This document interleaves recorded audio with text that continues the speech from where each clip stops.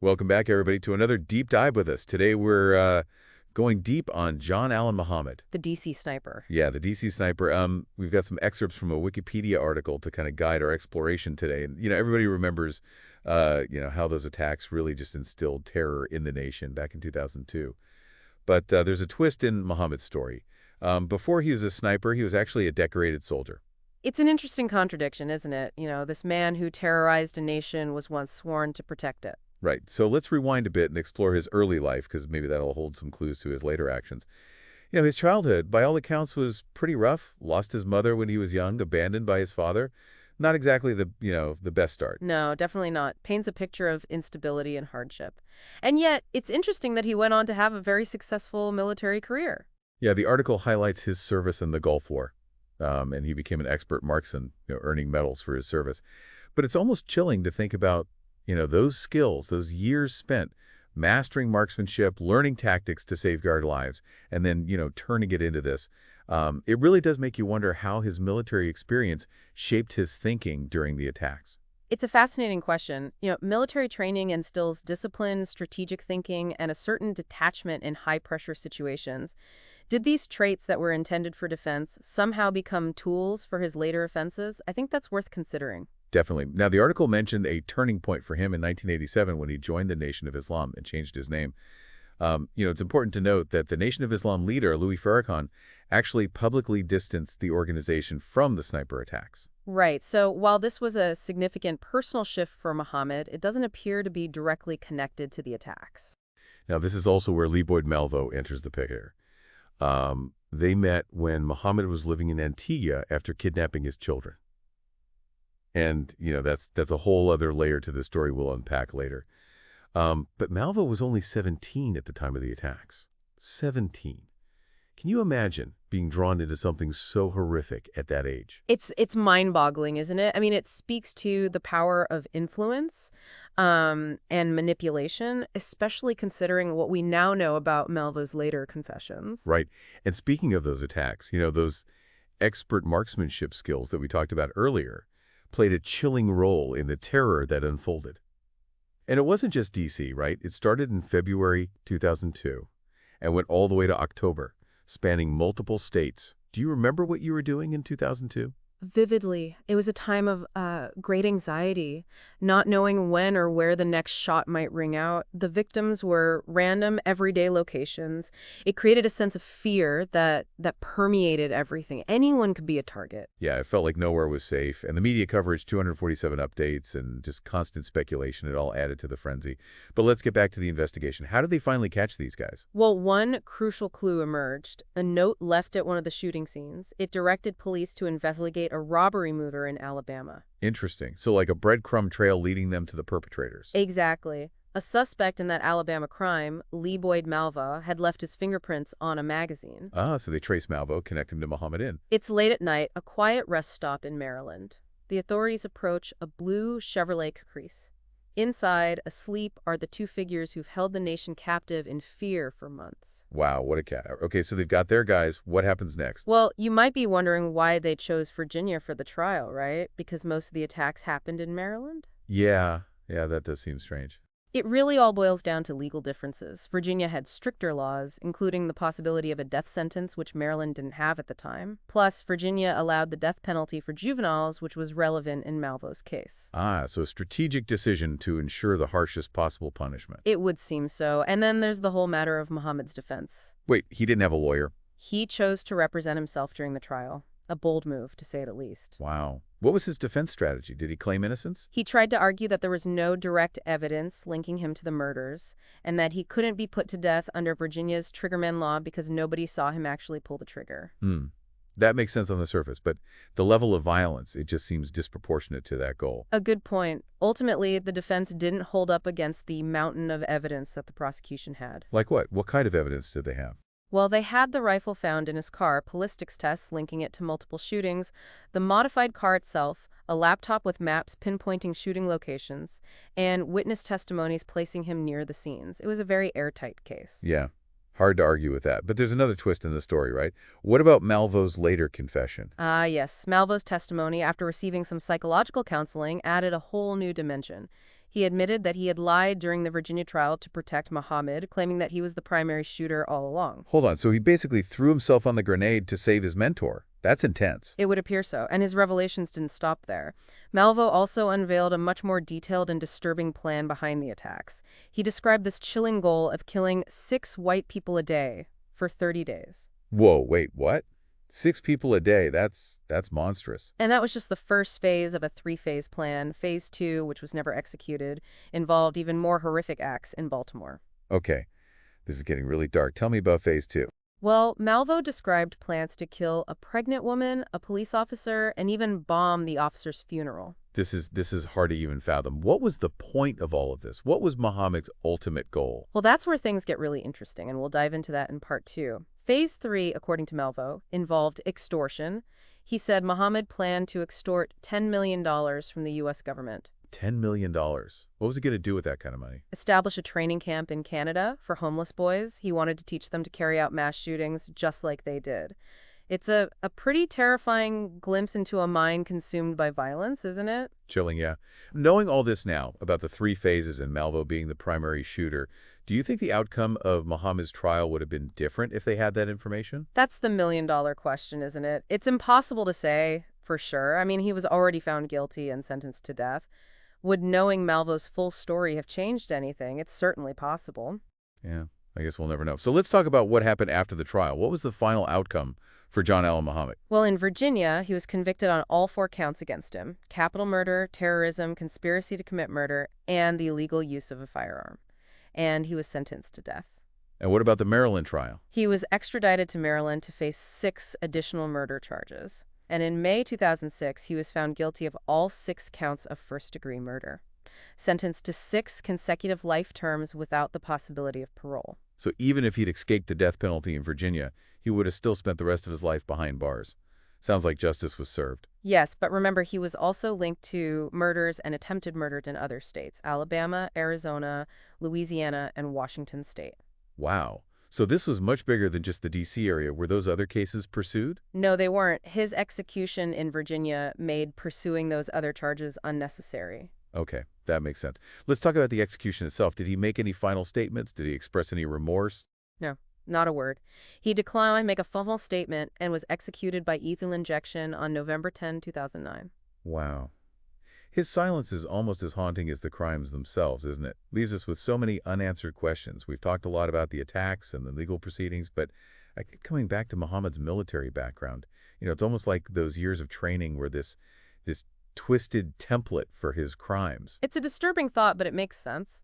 Choosing locations, escape routes, creating a sniper nest in the trunk of a car, these all point to a military mindset. It's like he was waging war against everyone, really. And that's what made it so terrifying, right? This wasn't a war with a defined enemy or a clear objective. It was chaos and fear unleashed on ordinary people going about their daily lives. And speaking of those victims, it's so important to remember that they weren't just statistics. They were real people with families, friends, lives cut tragically short. Absolutely. Each one of those 17 lives lost represents a ripple effect of grief and trauma that continues to this day. And beyond the immediate victims, think about the psychological impact on the entire nation. People were afraid to go out to pump gas, even to send their kids to school. Yeah, it's a testament to the power of fear and how quickly it can spread. Muhammad and Malvo managed to paralyze an entire region with just a handful of bullets. The article mentions that Muhammad admired Osama bin Laden and al-Qaeda. Was there any evidence connecting the sniper attacks to a broader network of terrorism? There's no evidence of a direct link to any organized terrorist group, although authorities did claim that Muhammad admitted to approving of the 9/11 attacks. And remember Malvo's testimony about the plan to establish a training camp. Right, yeah. So even if it wasn't directly connected to groups like al-Qaeda, it definitely had that same goal of spreading terror and disrupting society. Exactly. It raises questions about the nature of terrorism itself. Does it have to be tied to a specific organization or ideology, or can it simply be driven by an individual's desire to inflict fear and chaos? It's a debate that continues to this day. In the case of Muhammad, it seems like there was a mix of personal grievances, extremist beliefs, and just a thirst for power fueling his actions. It's a chilling reminder that the motivations behind these kinds of acts are rarely simple. Understanding those motivations is crucial if we ever hope to prevent similar tragedies in the future. One thing that's really struck me throughout this whole deep dive is how much information came to light after Muhammad's trial. Malvo's later confessions, details about the three-phase plan, all that stuff. It makes you wonder, like, how much did we really know about his motives and plans at the time of his conviction? It's a valid point. We're left with a lot of what-ifs and unanswered questions. Yeah, and even more importantly, would that additional information have changed anything? That's a question that will likely be debated for years to come. Would the jury have reached a different verdict? Would the sentence have been any different? We can only speculate. It's a reminder that justice, even when served, doesn't always provide all the answers or closure we might seek.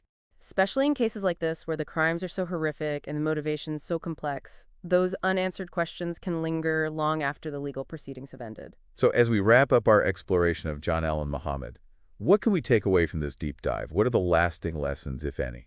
I think one key takeaway is the importance of recognizing warning signs and seeking help when someone is exhibiting concerning behaviors, whether it's domestic violence, extremist views, a fascination with violence. Early intervention can be crucial in preventing tragedies. Absolutely. We can't afford to ignore red flags or dismiss them as harmless eccentricities. And it's a reminder that even those who appear to be successful, well-adjusted, can harbor dark secrets and dangerous tendencies. It's a stark reminder that the line between normalcy and deviance can be more fluid than we'd like to believe. And in the age of social media where extremism and conspiracy theories can spread like wildfire, it's more important than ever to be critical thinkers, to question information, and seek out diverse perspectives. We need to be vigilant, not just in our physical surroundings, but also in the online spaces that we inhabit. It's a shared responsibility to create a culture of awareness, empathy, and resilience in the face of such darkness. And part of that is remembering and honoring the victims, whose lives were cut short by these senseless acts of violence. Their stories deserve to be told not just as statistics or footnotes in a criminal case, but as reminders of the human cost of hatred and extremism. And as we move forward, it's crucial to learn from the past, identify systemic failures, and work towards creating a safer and more just society for everyone. That's the challenge, isn't it? To find meaning and purpose in the midst of such tragedy, to transform grief and anger into positive action, to use these horrific events as catalysts for growth and change. It's a tall order, but one we must strive for. Because only through collective effort and a commitment to understanding can we hope to prevent such darkness from engulfing us again. As we conclude our deep dive into this difficult topic, let's take a moment to reflect on the resilience of the human spirit. Despite the fear and trauma inflicted by these attacks, communities came together, supported one another, and ultimately emerged stronger. It's a testament to our capacity for hope and healing, even in the face of unspeakable tragedy. We may never fully understand the motivations behind these acts, but we can choose to respond with compassion, understanding, and a commitment to building a better future. And that's a powerful message to carry with us as we navigate the complexities of our world. We've talked a lot about Muhammad's childhood, his military experience, and his extremist views, but was there something more? Was there something deeper going on? It's an aspect that's often overlooked in these cases, isn't it? Mental health. I mean, was Muhammad suffering from some kind of undiagnosed mental illness? Did his time in the military leave him with any psychological trauma?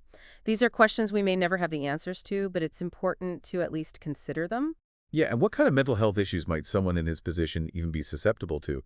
We're talking about a highly skilled soldier turned sniper, terrorizing innocent people. Well, PTSD is certainly a possibility, given his military background. That transition back to civilian life can be really tough, especially for people who have experienced combat or other traumas.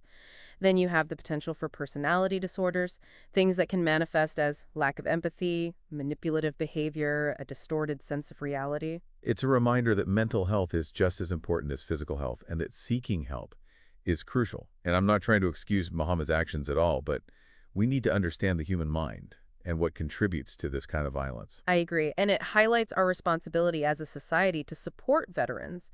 Many struggle with the invisible wounds of war. We need to make sure they have the resources they need to heal. Absolutely. And it's not just veterans. We need to create a culture where mental health is not stigmatized, where seeking help is seen as a normal and healthy response to life's challenges. Exactly. Fostering empathy and understanding, recognizing that everyone struggles, creating a safety net for those who need it. As we wrap up our deep dive into John Allen Muhammad and the DC sniper attacks, I keep coming back to Malvo. Malva's story is a tragedy in itself, a teenager drawn into this web of violence and manipulation. 17 years old. Think about that. Think back to when you were 17. It's hard to fathom what would lead a young person down that path. The influence Muhammad had over him was clearly profound. And the lasting impact on Malvo himself. He's still in prison, serving multiple life sentences. He's expressed remorse, sought redemption, but the weight of his actions will always be there. It's a reminder that there are consequences to our choices, and sometimes those consequences are irreversible. This whole case, this deep dive, it's really been a heavy one. It is. It forces us to confront some very uncomfortable truths about human nature, about the capacity for violence that exists within us all, But it's also a reminder of the importance of hope and resilience. of the power of communities to come together in times of crisis, of the human spirit's ability to heal and to forgive. And maybe that's what we need to focus on, the hope, the possibility of change, the belief that we can learn from these tragedies and create a better future. I think that's a good place to leave it, remembering the victims, acknowledging the darkness, but choosing to move forward with hope and a commitment to building a more just and compassionate world. Well said. Thanks for joining us on this deep dive into the complex and unsettling case of John Allen Muhammad, the DC Sniper. Until next time, stay curious, stay informed, and stay engaged.